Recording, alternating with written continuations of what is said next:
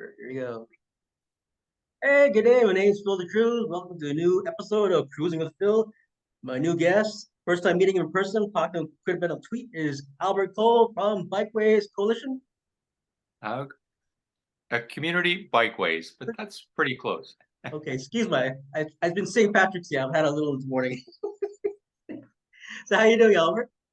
I'm doing great, thank you. Great, thanks for coming on the show. I know you're busy, so I just want to tell the people who you are and what you're all about.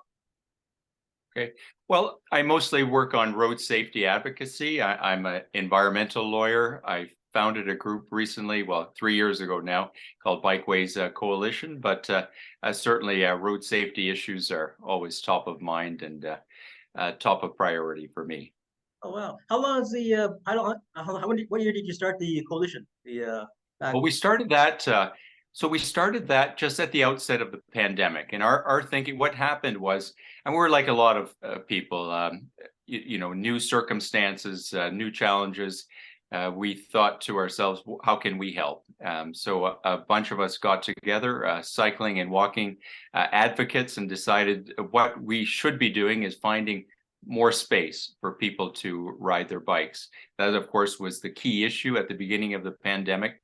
Where are we going to find this space to do the things we should be doing, which mainly at that time was social distancing, as well as doing the things that we always have wanted to do, which is getting exercise, getting outside, getting a breath of fresh air. And so we set up it was called Toronto Community Bikeways Coalition. We go by Community Bikeways. And the idea was we asked for our demand, and that was a letter signed by 120 community groups, a demand for 100 kilometers of new temporary bikeways to mirror bus routes and subway routes. So the idea being that a lot of essential workers and people reliant on transit were very reluctant to take transit initially. And so we thought, well, the best way to accommodate them would be to have temporary bike lanes 100 kilometers across the city, as I say, mirroring the busiest transit routes. Sorry about that. Try to take the phone off the hook. All right, that'll go anyways. So I gotta ask you, what's the most challenging thing you found first when you started off with all these, what you wanted to start with the bike paths and all, which is a Yeah, well, initially, I helped start a group called Bells on Bloor, and that was in 2007. And I'd been inspired by other activists who had been calling for a Bloor-Danforth bike lane. And I'd been participated with people like Hamish Wilson, Angela Bischoff on rides that, had to 20, 25 people from Jane to downtown along Bloor Street. And I thought, wouldn't it be wonderful if we got 1,000 people to do that?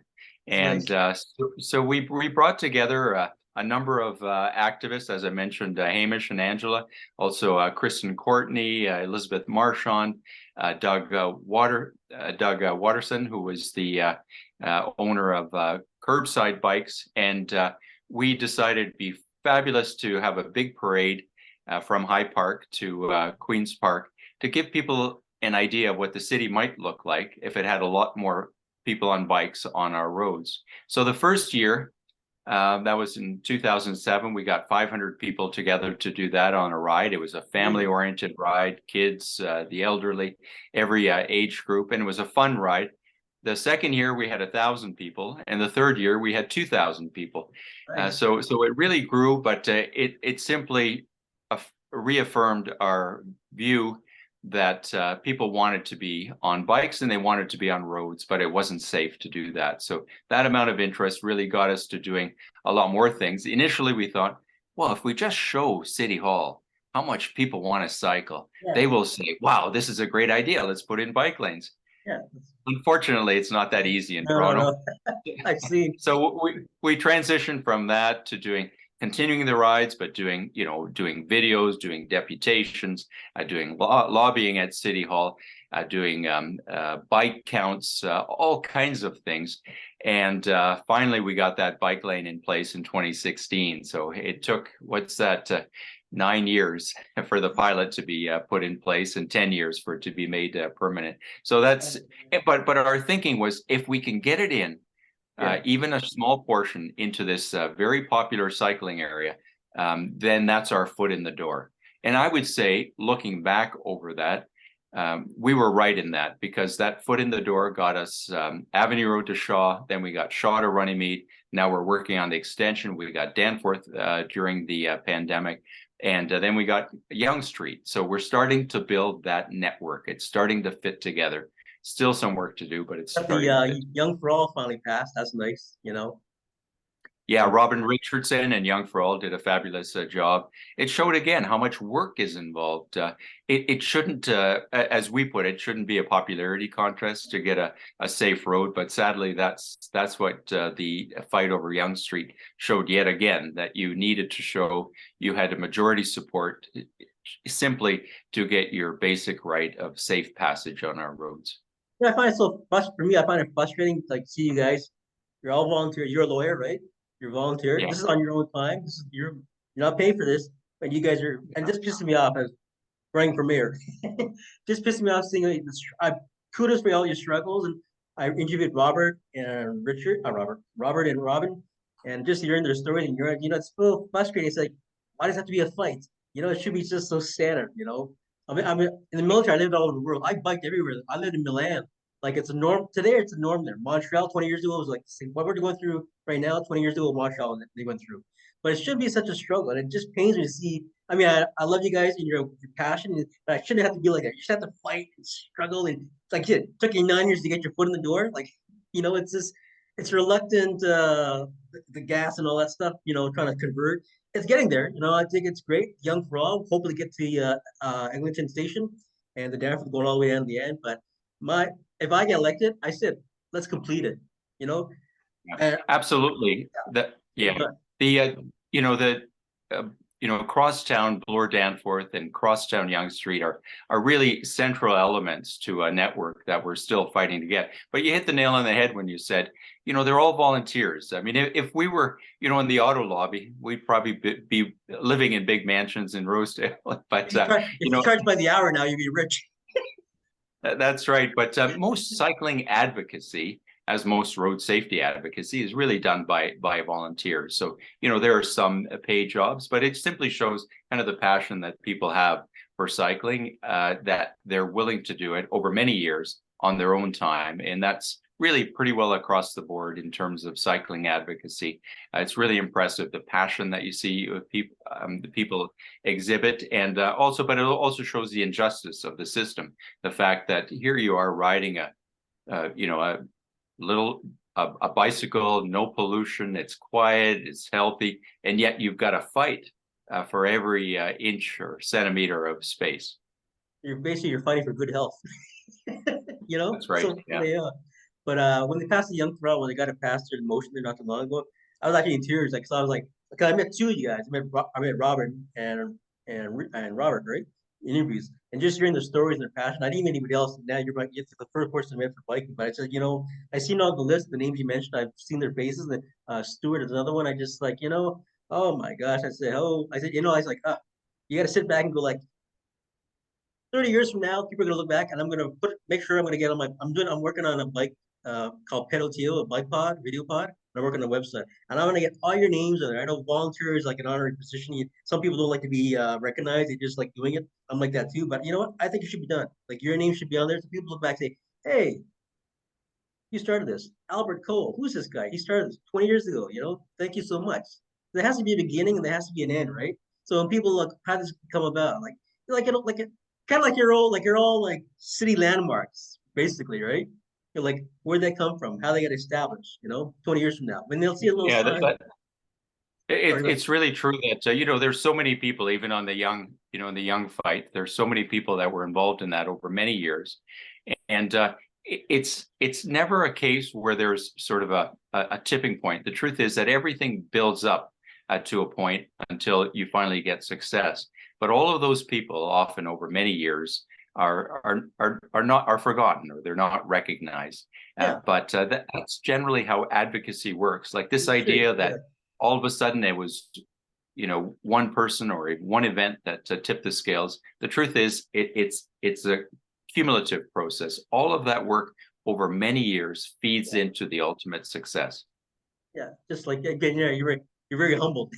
Just being modest about it. But I do volunteer work for like I did my campaign last year. I did volunteer people. I take no pictures. I'm not a picture guy, just for the election. But now I got to take pictures and all be photo ops and all that. I don't really believe in it, but like I said, I've done a lot of volunteer work all around the world, and I just do it and get it done. But to get to the point, he's like, these guys have done this so much volunteer, they've done their work and they just put it out there.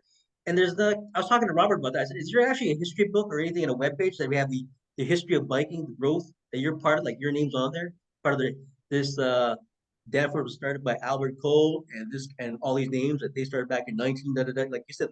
Okay, like 9 years ago, I didn't know that existed. You told me that right now. I can. Do you find that anywhere on a website? What you just told me, like 9 years. Well, it's a good question. In fact, over the last number of years, I've been working on a cycling history book about Toronto, Nice.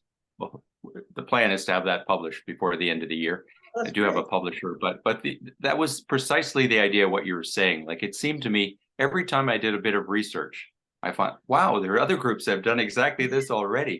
And then it was sort of like, I mean, the expression is peeling the onion. Every time you looked a bit further, there was so much more to be seen. And it went all the way back to the 1890s. I mean, it was a different dynamic then. Yeah. It was really the wealthy classes that cycled. There was a novelty. And then it changed, with into the 20th century and into the 1950s, 60s, the bicycle really reached its low point.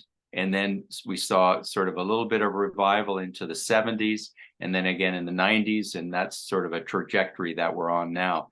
But it's been a slow process that started about half a century ago. And we often say, well, look at the Dutch. And then you say, well, they were different.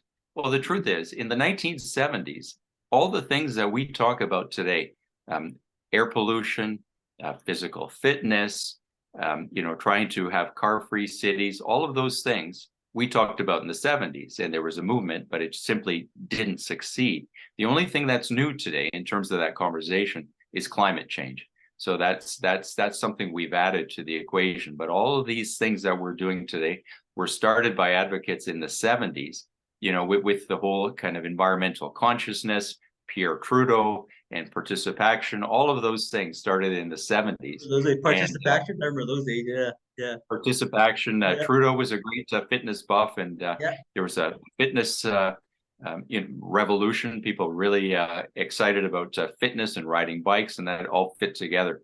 But unfortunately, we didn't get over the hump at that time. Other countries did, the Netherlands and Denmark and so on. But we didn't make it over that hump, and it's partly because our car culture is so strong and is such a formidable foe.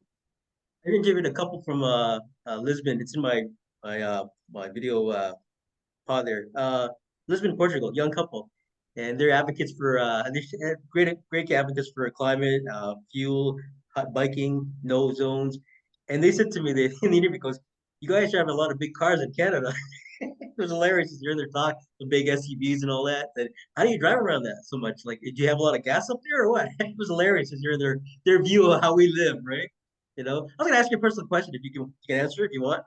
What drives you to do this? What drives you at the beginning to start? What drives you each day to do this personally yourself? What makes the people like? What makes you do this, Robert? What's in it for you? Why do you do it anyway? Why do you waste your time volunteering all these hours, getting things done? You're a lawyer. You make good money. You don't have to do anything. You can just sit back and enjoy your luxury, but you're out there doing things, right? So what drives you? What got me involved was I recall a specific moment, and we're sitting around with a group of neighbors, and I remember someone saying, bike lanes would be nice on Bloor Street, but it's not realistic. And I thought, well, what is the reality that you accept? I mean, is the reality that we have climate change of air pollution, all that noise, and road danger? Is that the reality that we're supposed to accept? So that to me was really a pivotal moment where I said, that's not the reality that I want for my city or my country, and it's really my job to get involved. I mean, you know that a lot of people have great ideas, and they say, and we often hear, wouldn't it be great if someone did this, or did that? Well, I mean, there is that someone doesn't exist. It's either you or me or someone that we're sitting beside. So for me, that was a pivotal moment. And I would say for me, it was simply a question of just simply seemed the right thing to do. I mean, to be honest, I don't spend a lot of time thinking about, why I do it. It just seems like the right thing to do. And probably a lot of advocates are in exactly that same position, right? I mean, if you're making a lot of money at it, you can say, well, this is, it's a lucrative business. That's why I do it. But I think for many of us, it's just a question of justice, right? Because many of us, when we ride on the roads, we do have that sense of just seems unfair. We're doing the right thing. We're doing what sort of the state tells us to do is a good thing, and yet it's dangerous. And when you are passed by a car or truck, you have that sense of the injustice of it, that you're doing the right thing, and yet you're certainly not treated as if you matter.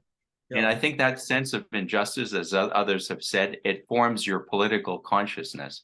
And I think that was the case for me. I think you have a strong sense of this doesn't seem quite right. And for many people get involved in advocacy, and I'm one of the fortunate ones that this isn't my case, but for many people it's because they've been hit by a car, or they have a family member that's died, or they know someone else, a loved one that's died or been seriously injured. I mean, that motivates their advocacy. I'm at least fortunate to say that's not my case, but for many that is the case, sadly. Yeah, it's sad when you say like tragedy drives you to do a good thing. Unfortunately, right? Yeah, people I would ask call me, them sorry, Ed. I would say, many of them are accidental advocates in the sense that it is what we call accidents, what today we call crashes or collisions, that motivates them to try to right these injustices. Like traffic lights, like down here on the road, they had to put a light there at a church after struggling for 4 years.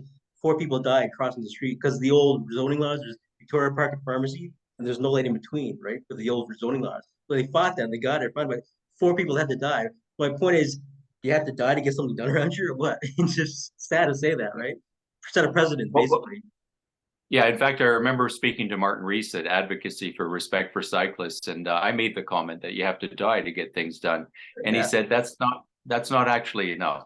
No. And the truth is, sadly, we've seen cases where people have died, and yet it hasn't motivated change, and that's perhaps the saddest part. Yeah, it's unfortunate. People ask you, like, they go, "So what do you volunteer?" So I always say, "Why not?" It's the right thing to do inside. How do you explain it? It just feels good inside, and you're doing it for everybody else. And why should I benefit by myself? Just being selfish, doing it for myself. For the bike paths and not. Like I said, these bike paths should have been completed years ago, like back then when you started, like 9 years back in. Maybe after that, get it all complete. Just now you're fighting for the extension of the Danforth, and the future is young going to Eglinton. I biked there not too long ago in the ice there. And that's another thing with the. What do you think of the whole snow plowing? I've seen all the pictures. I think I've seen some of your pictures as well. The whole one side they'll shovel the sidewalk but not the bike path, and they'll do the bike path but not the sidewalk. So they give you a choice. Yeah, well, in terms of my advocacy, I've been focusing on Bloor West, in other words, the extension from Runnymede to the city border with Mississauga. But in terms of progress is slow, right? So the fact that we this year, for the first time in the downtown area, have our sidewalks cleared, I mean, that's actually something to be pretty excited about. That after all those years of not getting that done, we're finally getting our sidewalks plowed, and that's a step forward. I mean, there's some growing pains there for sure. I know on our street, we'll have the sidewalk plow go through, and then the street plow will come by and push all the snow back onto the sidewalk. And it's actually sometimes a bit worse because now you've got all the ice and the chunks that have been pushed onto the sidewalk. So it's so I'd say it's probably something we should be celebrating that we finally got that. There's obviously some growing pains, and even with bike lanes, like I get excited when I see a snow plow on the bike lanes and they're putting down a little bit of salt, and that's that's progress as well. Is it perfect? No, it's not perfect yet, but we're moving in the right direction. The idea 10 years ago that we get bike lanes plowed, nobody would have believed that. So they were laughing about who bikes? They say who bikes the winter time, right? Precisely. They make an excuse not to get the job done, right? I get a lot of I get from people around the world. I get emails a lot. A lot of people watch the Young for All debate on YouTube. So people from different parts of the world that don't have bikes at all or lanes. So they email me and said, how do we get started? How do we get in contact with these people? We want to do the same thing. So basically, believe it or not, what you guys are doing are actually inspiring other people around the world, other countries around the world. They don't even have bike lanes. Like, I think that's really true. Like, I mean, certainly we want to measure ourselves against, what we need as opposed to what others have. But right now, we often look to Montreal, and Montreal is doing a lot better than we are. And we often forget that when we go to other cities around the province, we're quite a ways ahead yeah, of them. But we're really, I mean, the true measure is where we need to be. And that's where we need to be in terms of climate change, where we need to be in terms of road safety and public health, affordability, all of those things. So that's the real measure. Where do we need to be to satisfy those demands? and right now they're talking about the Gardner as an issue for election, right? Like, I want to get the Gardner tear down, and I've seen pictures of it. I've been around the world. I've seen. I think we're one of the last few cities that have a elevated expressway. I saw the documentary in Chicago. They tore it down after they did the underground highway, but they still have traffic problems after that. But I'm just saying that I think you tear it down, you get rid of it. People are worried about where's the traffic going to go. But I think you got to do like you said around the world, like in Milan or where was it? Milan and also parts of Holland. They've got rid of the traffic. Like it's now a no traffic, no parking zone, right? So the cars are on the outside, and they either bus it in or bike it or taxi. Like bike taxis are big in parts of Europe. I don't know if you've been or what parts of Europe you've been. You've probably seen it. Like in England, I was in England. In Milan, I used to take a taxi to the base every day for 2 years. I took my car to the airport. That was it. It was great. So I come over here. I say, hey, I took a bike taxi. But and then it's funny because we have for safety conscious. We were over there. I just get on the back seat of the moped, no helmet or nothing, just sideways and wrap my arm around the guy and take me over so and so. Right? It was no big deal, right? Yeah. So But we funny. have learned, we've got long experience knowing that building more roads is not going to solve the No, motor traffic problem. I mean, all it does is creates more motor traffic. And I would think even one success that I feel proud of is I know once they installed the Bloor bike lane, they did counts of cars before and after. And afterwards, 4,000 cars had simply disappeared. Like that's we right. don't know where they went, but they were gone. So And I thought, well, yeah, so it happened. So it can be done, right? I think I'm more. Do you well, think we should? Sorry, go ahead. the and the one thing we hear now is, well, if you have if you put in bike lanes, then the road will be constricted, more people idling, more climate change. And it's actually quite the opposite, because of what I always say is, if building more roads was the solution to climate change, we'd have solved it a long time ago. Yeah, But what we do know is that when we narrow roads, I mean, that's the only way to do it. It's all about allocation of space. If you make roads very wide and make it very easy to drive, people will do that, because that's not only are you making it convenient, but you're also sending the signal that that's how we get around. And it's the same thing with the Gardner debate. Now, people are saying, well, what about the traffic? Well, the truth is, I mean, those roads induce traffic. We know that. And but we also know the solutions. I mean, if you look at Toronto right now, and it's, we're in this fight for so long that we often fail to notice that we're actually making progress. yeah, So look at Toronto right now. They've got the Ontario line going in. We've got the Finch LRT. We've got the Eglinton Crosstown, the Eglinton West, the Scarborough. Now, so some of those individual decisions are a bit questionable, but there is a lot of transit going in. So the bizarre thing about the Gardner Expressway, especially the Gardner East, is that we're taking a bit of this, a portion of this expressway, and we're going to move it to a new location yeah. and rebuild it. I mean, that is a colossal project. And if you look at it on paper, you'd say, well, we're just moving this thing over a little bit. But then when you really have to walk or cycle along it Oh to yeah, yeah. see what a colossal project this is. And when you see these cars, if you're on the highway and you're driving along, what you look beside, you see the guardrail, and that's all you see, right? That's right. But when you're under it or beside it, you see how massive this infrastructure is. And the whole idea that we, in 2023, in the midst of a climate crisis, are going to build an elevated expressway. I mean, that's going to be an embarrassment for the city, but it's also going to be an embarrassment for those councillors who could intervene now and say, that project might have made sense when Jim Karagianis and Rob Ford and Giorgio Mammoliti were there, but it doesn't make any sense for today's realities.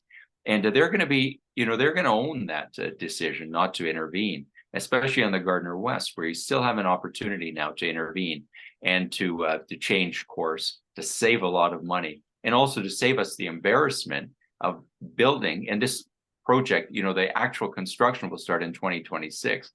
That's going to be an election year. Save us the embarrassment of during an election year starting to rebuild an elevated expressway. Funny you said about they don't appreciate how big the thing is. They'll let you walk around or bike around. So it's like when you drive. When I bike to Montreal, so I say there's a lot of hills there, going up and down. But in the car, you don't realize it. But when you're on a bike, you go, oh my gosh, I appreciate it now. So that's what they need to go out there and take a walk, bike around, see how big this thing's gonna be. I saw it. A bike like you biking around, going, holy smokes, this is gonna be nuts. Let alone the And traffic. that's precisely what we're saying to council right now. Give us an updated report. What could possibly be your reason for not wanting to update the public 8 years after this project was started on where we're at with it? Look at what are the updated costs, because the lion's share of the work is yet to be done. So this is a good time. Give us the updated construction costs. They were estimated at 718 million 8 years ago. What are they now? Yeah. But there's also land that could be freed up. That land was valued at something like $10 million an acre 8 years ago. What is it worth today? And also look at what the feasible options are, because you're going to own that decision, because you've got an opportunity at this point to at least find out all those facts and then decide, well, maybe you're not swayed. Maybe you say it's still a really good decision. Well, that's fine, but it's your decision. So we know in history, I loved a book called The March of Folly, and they look at various events through history where you thought, why did people pursue this particular path? And one of them was the Vietnam War, where, successive presidents had an opportunity to intervene, but they all had reasons for not doing it.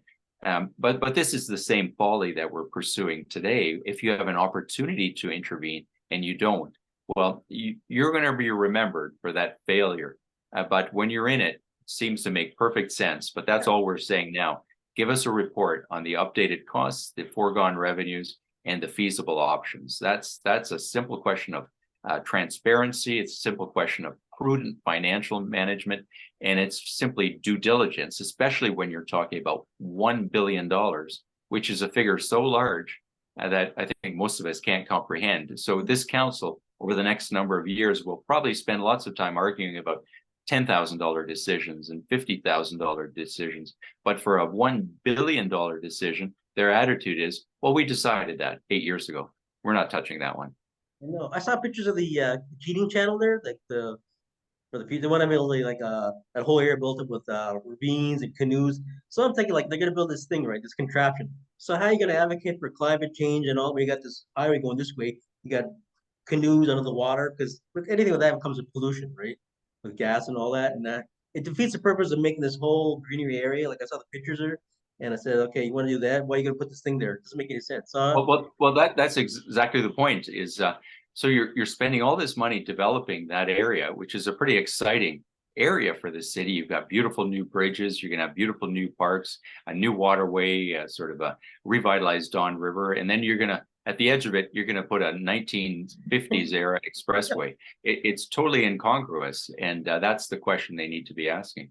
Because people are gonna like my friends in Europe, they're gonna come over and gonna say, "Why did you build this thing? You got this beautiful park and greenery, like you said." It is embarrassing. I mean, I know. I just heard the other day that who was it, Bradford? They don't want to meet the 40 groups, the advocates for they want an update. They want to present, so they don't want to go through the whole round of arguments and debates and all that. But that's what it's all about. Why you want to. If you decided what you're going to do now, why you're not going to take the public interview? Like you said, Yeah, well, that's been. I was a bit disappointed in Bradford saying that we have to deal with this traffic congestion. I mean, that's no longer in 2020s. We don't deal with traffic congestion by building more roads. No. We deal with it by building transit, by getting people out of onto their bikes or walking. That's the the way we do things now in Toronto. After he's a bike advocate. I was surprised because he's a bike advocate. I've been watching his career since he started. He's always promoted biking and bike lanes, and also like to go like complete opposite, like what you want to get done. It's like put all these bike lanes here. Let's put a highway over there now. It doesn't make any sense. kind of like an oxymoron, you might say. I use that word sometimes, you know. But Well, what we certainly say is nobody should be afraid of facts, and that's what we call our group Gardner East Transparency. What we're simply saying, or get what we want to do is get the facts, and nobody should be afraid of facts, whether you're for the Gardner or against it. The facts should not be a question of debate. We've got opportunity. I mean, oh, you froze there, Robert. put in place in 2016. We updated it in 2019. I mean, that wasn't such a radical decision. I mean, that you know, they provided an update. Why not provide an update when there's $1 billion? There'd be no decision this council will make likely that a single project that's involved that kind of money. I think we should do more culture change, like the blue box. Once we got the COVID, we had culture change. We got used to the distance, you know, the protocol of safety. It's like anything, like biking. I was talking to Robert about this and some other people in the city. We got to educate people, just like the climate, the green economy. We got to push that on people, educate young people. You know that biking is the best, walking's the best. It's more healthy. You know, because right now, like when I would do my canvassing, like I talk to a lot of people from different countries. They go like, "What's green economy? What is that? What is even never even thought about biking?" Oh, then a lot of people like surprised they told me, "Oh, you got a bike lane? I didn't know you had bike lanes in Toronto." I said, "Yeah, we've got them." I had maps with I always carry maps with my canvas. I here, take a map, take a look and check it out yourself. There, I met a lady years later. I gave her a bike map too downtown Humber. I was drawing my pictures there, and she started as a senior citizen. 78, she wanted to go biking, and all her friends from the residents thought she was nuts. This is like, now I saw her 5 years later, and now she's part of a club, a seniors club, and they go biking during the spring and summer hour. And she started this. And back then, people that told her she was nuts are now part of the group. So you see, one person makes a change right there. Yeah, absolutely. I mean, to your point, in terms of elderly people, we often see that. Well, the elderly can't cycle. Well, I mean, that's a ridiculous thought. And for many elderly, they don't, you know, not having the responsibility and the danger of a car is really a great way to get around. And you know, I've spoken to some people. They say, well, the bicycle is my wheelchair. It's easier than walking, right? And it's so easy to get around. And in terms of your point of culture change, well, you know, the pandemic was really pushed us to rethink how we allocate public space. And it was really, it gave us a real push in the right direction. Unfortunately, I think now that the pandemic is almost, well, waning or has changed, we're not as worried about it, that we're going back to building bike lanes at a slower pace again. And that push that we had from the pandemic in terms of reallocating space and changing how we think about public space, we're now reverting to some of the old ways, not all the way back, but seem to be slowly going back. And so that's why we've got to keep pushing for that reallocation of public space to more efficient ways of getting around. So we don't, you know, often you'll hear politicians say, well, I gave this to the cyclists. You know, it's sort of the idea be, well, they'll be happy now. Hopefully they'll go away for a while. But like what we need to think of, it's like you bring the pigeons, you know? Exactly. I mean, the bicycle is simply an element of a good transportation system. So that's how we need to think of it. So when we do install bike lanes, we say, well, that's a victory for the community. It's not a victory for, like, you know, cyclists. Yeah. It's a victory for all of us because it makes our community healthier, safer, makes it easier to get around, all of these advantages. And that's the way we're trying to get people to think.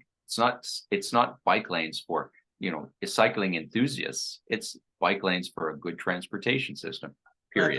I have friends, like two of my friends are best friends are doctors, and some nurses I know. They've said, not officially on paper, but they said accidents have lessened since they put a bike, especially down Danforth. They say have so many. They actually had a statistic which actually occurs in what area, but since on Danforth the bike lanes put there the last so many years, less accidents, and also on Young as well. So that says right there, you know, people think slowing down with traffic is aggressive. Get that aggressive out of your nature, but still, bike lanes. Not a case of bike lanes, also just safety, and even like wheelchairs. I have talked to people with security dogs for walking. They feel free now. They're not afraid of getting hit by cars or whatever. Like it helps opens with a whole avenue of things. Biking, pedaling. You talk about seniors on the wheelchairs. I talk to seniors. I have one senior. She goes to my library. She's got like a lying bed. She got like a wheelchair scooter, and she's been like that for years. She goes to the library. Now she's discovered the bike lanes down on by Eglinton there, because they put the bike lanes for the LRT. It hasn't opened yet, but she uses that. She actually takes the bike lane on her. You see her on this. It's funny. You see her on a like a bed, which is a scooter. It's electric, and she goes to her library. She goes to her grocery shop. She's great. She never had that. She didn't have that opportunity before, but because it's there, she uses it. So it's just all Yeah, kinds of things. and that's yeah, and that's precisely what if you look back, every bike lane that we install virtually, and it's like as soon as the bike lane's installed, lots of people cycle on it. I mean, except if it's in a way out of the way place that no one needs it, and it's always like sort of a eureka moment. Wow, people when there's a bike lane, people cycle. But that eureka moment is repeated every time, and Yeah. it's like at this point we should say, of course, if we install bike lanes, people will use them. That's because it's such an enjoyable way to get around. It's easy, it's healthy, it's affordable. But we seem to, every time we put them in, not only do we go through the same arguments each time about, well, how will it affect business? How will it affect the motor traffic? This and that. We do that same thing, and we have to dispel all of those myths. And then we say, wow, look at all those people cycling. And it's like, why don't we get through all of those steps a bit more quickly and Because just you already fought, you already struggled before, and now you got to do it again, right? The same struggle, the same fight. Just take the example. It's already improved already on Danforth. It's already been done. Why do you keep kind of like I said, keep having a fight to extend the Danforth line down to the end, way down to the airport line, right? It shouldn't have to be a fight. Well, we do the same thing every time. There's a debate. People say, "I really love cycling, but not here." And so then we search for these mythical. Sorry, I want to cut you off. You want to go for another round, or you got time limit? Yeah. Let's go for another. Okay, I'm going to cut off here. I'll just sign on the next one right away. Oh, I'll do that. Okay, so I'm just going to cut off here. I'll be back in 2 seconds. We'll be there, and I'll just.